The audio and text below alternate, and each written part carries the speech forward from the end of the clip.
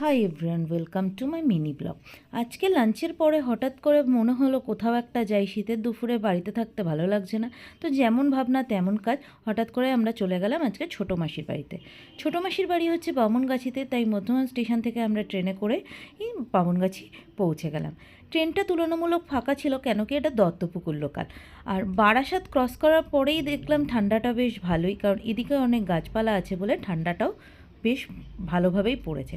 আর শীতের দুপুর হওয়ার কারণে খুব তাড়াতাড়ি অন্ধকার হয়ে এসছে। এখন বাজে 5টা, কিন্তু দেখে মনে হচ্ছে অনেকটাই বেশ সন্ধ্যা হয়ে গেছে। এখান থেকে 5 মিনিট ওয়াকিং ডিস্টেন্সে আমরা পৌঁছে যাব। আমাদের বাড়ি থেকে মাসির বাড়ি আসতে ট্রেনে টাইম লাগে 30 মিনিট। আর এই মাসির বাড়ি কাছাকাছি হওয়ার কারণে আমরা খুব তাড়াতাড়ি চলে আসতে পারি এখানে। আমরা পৌঁছে গেছি, এবার আমরা গল্প করব। আজ এই পর্যন্তই, আবার দেখা হবে নতুন কোনো মিনি ব্লগ।